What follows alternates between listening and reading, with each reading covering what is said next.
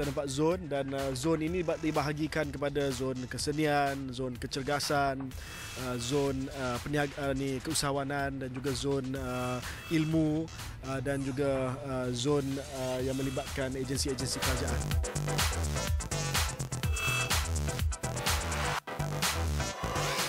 Sebab kita ada pelbagai aktiviti untuk anak-anak muda yang mempunyai minat yang pelbagai.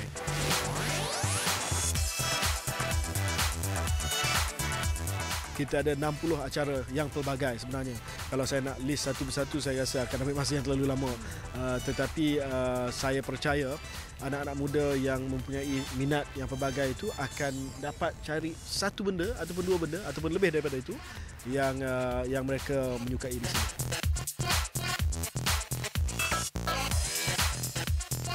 Tahun ni kita ambil pendekatan yang berbeza sikit. Saya pecahkan peruntukan Hari Belia tahun ni dan bukan semuanya di Putrajaya. Jadi kita dah mula di peringkat daerah, di peringkat negeri. Jadi kita dah berjaya untuk mengakar umbikan sambutan Hari Belia.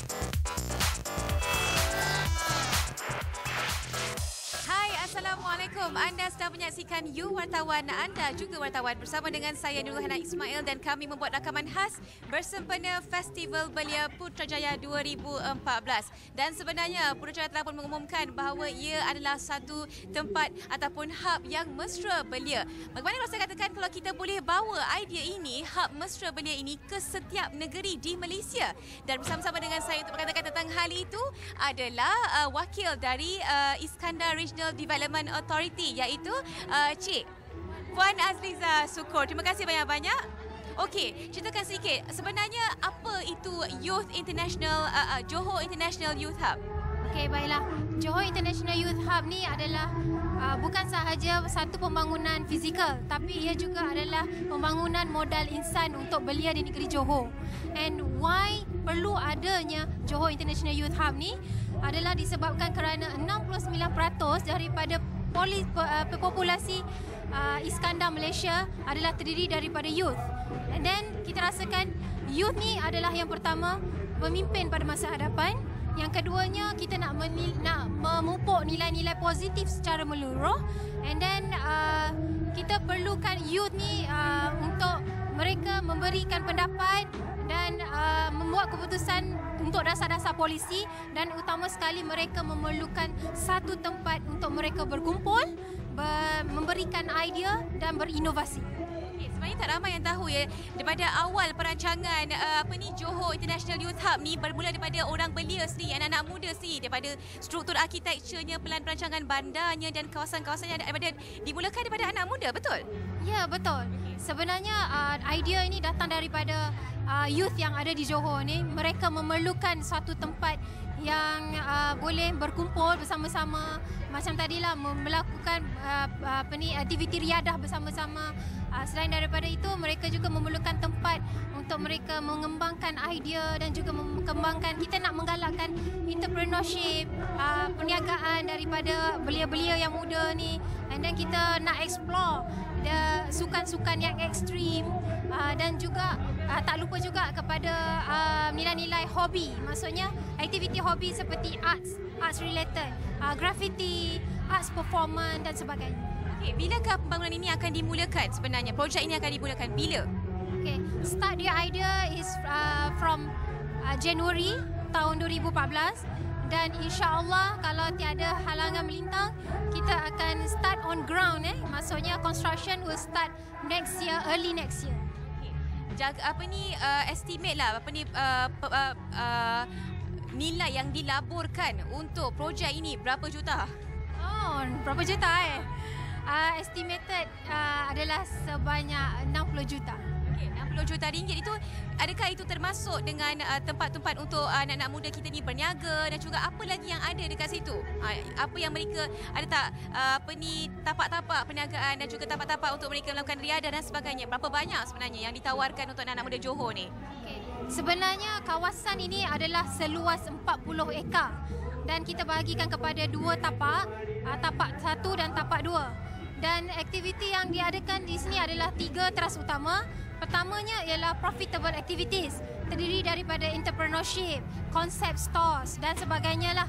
And then yang kedua is non-profit activities, terdiri daripada volunteerism, NGO awareness, contohnya blood donation dan sebagainya lah.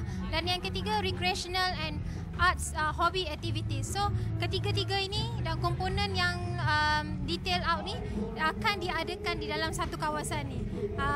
Contohnya kalau yang berada di tapak ini semua adalah wall climbing, skate park, we have the mountain bike punya kawasan, concept stores, tak lupa juga training centers and also multi-purpose building. Setakat ini, berapa ramai sebenarnya anak muda yang berminat dengan pelan pembangunan hub Johor Hub ini? Okay.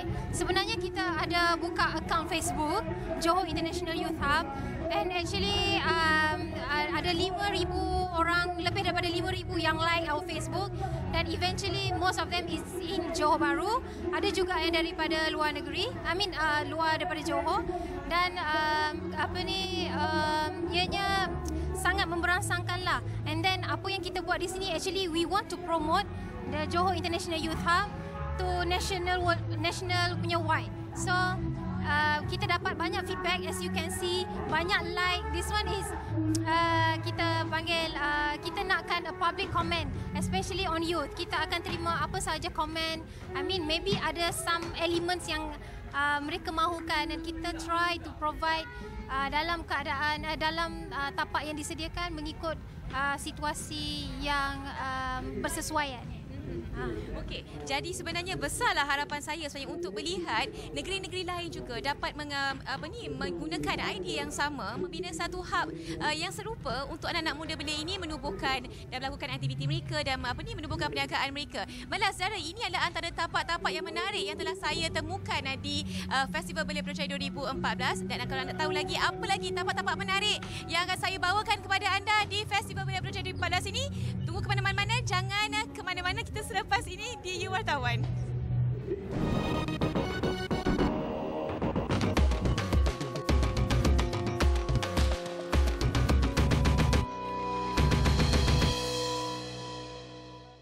Ini adalah pentas yang kerajaan sediakan untuk belia menunjukkan kehebatan mereka, bakat mereka dalam pelbagai bidang.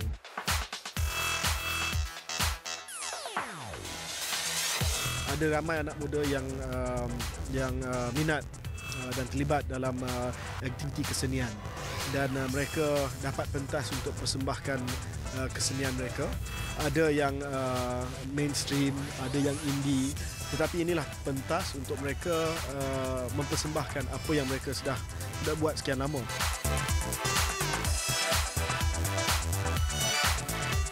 Ada ramai juga anak-anak muda yang mungkin mereka tidak mampu untuk sewa kedai untuk jual produk-produk mereka. Mereka banyak jual melalui internet, online. Dan inilah satu pasar yang besar bagi mereka untuk promosikan produk masing-masing. Dan saya tengok begitu kreatif sekali produk tempatan yang dihasilkan oleh belia tempatan. Dan saya begitu banggalah dengan belia kita sebab bakat mereka memang terselah.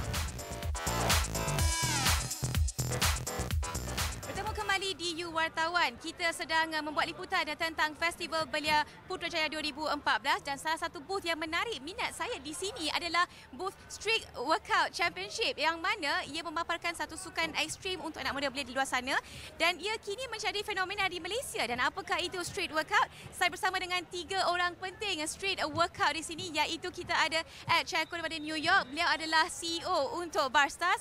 Kita ada Don Nazar, Presiden Mascos, is it? Makassar, sorry, dari Presiden Makassar Street Workout di sini, dan juga kita ada CEO Presiden Street Workout Championship sendiri, iaitu Maris Levin. Thank you so much guys for having us today. Okay, mungkin Don nak cerita sikit bagaimanakah penerimaan dan sambutan street workout di Malaysia, terutama di kalangan anak muda kita kat sini. Okay. Actually saya bermula lebih setahun lalu. Mula-mula grup tu boleh kira tau sebenarnya. Boleh macam kumpulan tu kira macam 2-3. So saya selalu contact diorang, kita work out together. Tapi after 1 year, tiba-tiba everyone just started playing street workout and the level just went up compared to last time lah. So now kita dah nampak ni. So that's why like kita punya Presiden World tu cakap kita dah ready untuk Moscow, untuk wakil Malaysia. So itu matlamat saya, matlamat Makassar memang nak naikkan anak-anak Malaysia ke World Championship. Sebenarnya apa antara penggerak utama kan workout yang sebegini? Adakah social media ke atau macam mana? Adakah dia main peranan juga? Social media, yes, because diorang semua tengok, look up to all the international street workout. And then when they watch, tahulah anak-anak muda bila tengok orang luar semua, diorang lagi nak ikut, and they try to improve themselves lah. So, yalah, social media lah yang Okay, alright, Ed. Okay, you're from New York. How do you see that this workout is actually can appeal to the youth, especially among the youth in Malaysia and youth all over the world? Why is it such a phenomenon? It's because kids don't have money. So kids have small budgets, but they want to do something fun. They want to put their energy into something. So this gives them a positive outlet to focus their energy on building their bodies for free, because you don't have to pay money to come to a park or to your local scaffolding or any type of pole that you can start exercising. Okay, alright. I see a lot of youth, especially among the boys. How about among the girls? Are they practical for girls to practice as well? Yeah, anyone could do this. I've seen elderly people, I've seen women, I've seen kids. We actually had an 11-year-old compete today. Okay. So anyone could do this. This is not a sport that discriminates on race, age, or gender. Okay, what are the basics of these workouts? Because the ones I see is actually quite tough to practice. Yeah. You know, how, if I were to start, where do I begin? I think you have to start with the basic exercises, something like push-ups, squats, planks, and not be focused on more advanced exercises. Focus so you can do the basics, and then from there move on to more advanced exercises. But make sure you have a good foundation before moving on. Okay, anda lihat kan perkembangannya di sini macam mana, Don? Macam mana anda nak lihat untuk mengembangkan lagi sukan ni? Sebab kan anak-anak muda ni, mereka ni lebih suka tengok video game dan main video game. Macam mana anda nak tarik lagi mereka ni supaya menarik minat, ataupun sukan di sini dah boleh menarik minat anak muda dah? Actually, saya rasa sekarang secara automatik dah tarik dah pun. Sebab as you know, Malaysia adalah di Southeast Asia yang paling banyak masalah obes, diabetes at a young age semua. So nombor satu. So kita dah syukurlah yang everyone dah start. Sebenarnya diorang nak bila growing up ni, they want to look cool. Bila look cool, it was a bonus added that they can do all tricks. Itu yang diorang dapat, tubuh badan rasa sihat sentiasa tu. Itulah. Okay, Maris, you're the president, or may I say one of the founders of a street workout championship. Okay, do you think that Malaysia is ready to go to the next level? I was amazed actually with the level here in the national championship. And this year World Championship in Moscow will be on 26th of July. And we are planning to host world national champions from 65 countries. And Malaysia will be one of these countries.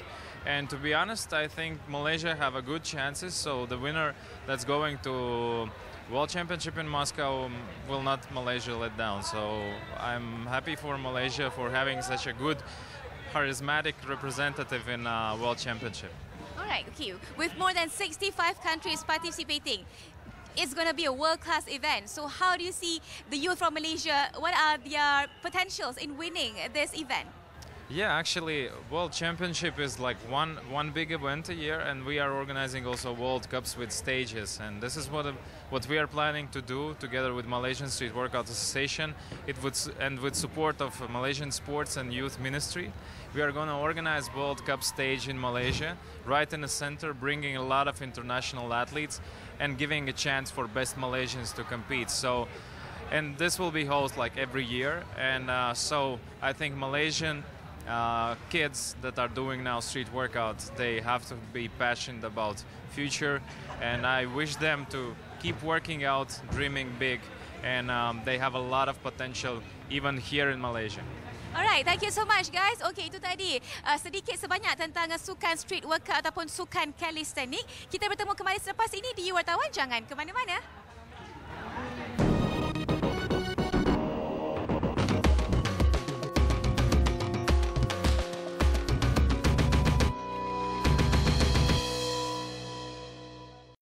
Program ini adalah satu program yang dimulakan oleh bekas menteri Datuk Sabri Cik, dan saya teruskan sebab saya anggap bahawa ini adalah satu program yang wajar diteruskan.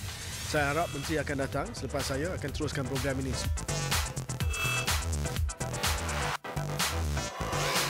Putrajaya ini ditransformasikan untuk menjadi satu bandar mesra belia. Putrajaya ni selalunya kita fikir Putrajaya pusat kerajaan, ya.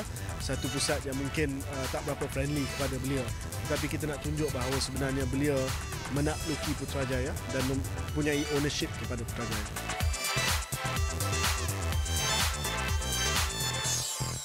Saya jemput Menteri Belia dan Sukan daripada Brunei dan juga daripada Singapura untuk datang, dan mereka terima jemputan saya dan nyatakan kepada saya mereka dah dengar banyak tentang festival belia ni, sebab di negara mereka tidak ada festival seperti ini.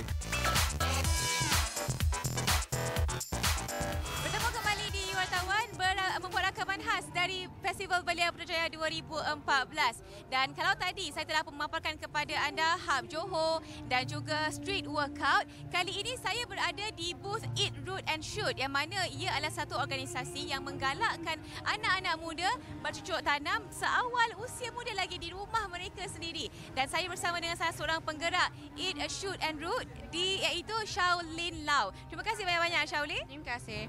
Okey, mungkin Shaolin boleh cerita sebenarnya apakah tarikan booth ini, yang mana ramai sebenarnya anak-anak muda yang datang bercucuk tanam untuk belajar bercucuk tanam, dan tidak sekarang biasa kalau lihat kan kalau bercucuk tanam ni orang tua-tua saja, tapi kali ini ramai pula orang muda yang datang kan, kenapa? Ya. Kami sudah buat banyak lukisan yang akan menarik kepada anak muda. Macam kat belakang saya ni kami buat poster untuk menarik belia. So macam ni ada banyak warna-warni. So biasanya pengebun atau orang yang kerja kat kebun, mereka tak biasanya kurang daripada 40 tahun. So masa ni agak menggalakkan untuk tengok banyak anak muda dari sini. Mereka pun suka sangat booth kami. Ya. Kenapa anda lihat dia penting untuk kita beri pendedahan kepada anak muda ini belajar bercucuk tanam seawal usia muda lagi? Kenapa? Ya. Saya pun sebagai anak muda, bila saya didedahkan kepada aktiviti yang ni 2 tahun yang lalu, I berasa macam segan atau macam takut, kerana saya pun tak tahu macam mana nak tanam sayur sendiri. Saya tak tahu makanan saya datang dari mana. So bila saya didedahkan kepada aktiviti ini, I believe orang lain pun patut tahu macam mana nak tanam sayur sendiri. So kami start dengan offering banyak training dan workshop, dan sekarang pun kami ada produk untuk menggalakkan orang berkebun di rumah. Macam kami ada kotak biji benih untuk menggalakkan orang save seeds yang sendiri, and then boleh tanam lagi dalam. Kalau sekarang kan anak muda kita kan banyak didedahkan dengan processed food saja. Mereka tak tahu sumber itu adakah baik untuk kesihatan mereka ataupun tidak. Jadi macam mana anda lihat cara ini baik untuk menggalakkan anak kita makan makanan yang berkhasiat? Ya. Kalau mereka dapat tengok sayur sendiri tumbuh dari biji benih kepada sayur yang kami makan, I think mereka akan berasa lagi cinta atau sayang kepada sayuran yang dia akan makan. Dia akan tengok kalau dia tak masukkan bahan kimia, baja kimia, and mereka akan mengappreciatekan sayur sendiri. Ya. Okey, macam mana ya anda lihat ini adalah satu cara untuk anak muda kita ya mengurangkan kadar perbelanjaan mereka di luar dengan belajar makanan-makanan processed food dekat luar sana? Ya. Kalau mereka dapat tengok sayur sendiri, dia akan tengok macam mana sayur-sayur ditumbuh. Mereka akan tahu bahan kimia yang itu tak bagus. Dia akan tahu proses itu yang untuk buat makanan berproses itu tak bagus untuk badan kita. Khasiat pun tak cukup atau tak holistik lah. So mereka akan tahu. Semakin mereka bertumbuh, mereka akan belajar tentang makanan sendiri dan mereka akan tahu. Ya. Setakat ini ya, bagaimana organisasi anda berjaya menarik minat anak muda, menggalakkan mereka bercucuk tanam di rumah? Berapa ramai yang telah turut berserta dalam program ini? Ya, kami biasanya melaksanakan program ni beberapa bulan ada satu program. So kami biasanya pun advertise dalam Facebook, Twitter, Instagram, dan melalui channel-channel macam ni ada banyak anak muda yang dapat akses informasi macam ni. So itu caranya lah yang kami attract anak muda ni. Kadang-kadang kan kita lihat anak muda ni, mereka ini suka melihat hasil dengan cepat. Tidak bersabar kan. Bagaimana anda memastikan ya mereka yang telah hadir ke bengkel anda sentiasa dapat meneruskan aktiviti ini? Adakah anda sentiasa do you check on them? Adakah dia orang pastikan ada update tak macam mana tumbuh-tumbuhan yang mereka tanam itu adakah baik ataupun tidak atau bagaimana? Ya, kami ada support system. So kalau mereka tak pasti ke atau ada soalan, dia boleh email kami, WhatsApp kami, senang je lah. Cause kami buat macam scale yang kecil je. So itu cara yang orang dapat tanya kami dengan senang, dapat maklumat yang terlanjut dan macam itulah. Okay, terima kasih banyak-banyak Shaolin di atas informasi yang anda berikan tadi. Balas saudara, sampai di sini sahaja You Wartawan Istimewa Festival Belia Putrajaya 2014. Saya harapkan apa yang kami paparkan kepada anda bermanfaat untuk anda ikuti dan juga contohi. Kita jumpa lagi di episod yang akan datang. Bye-bye dan Assalamualaikum.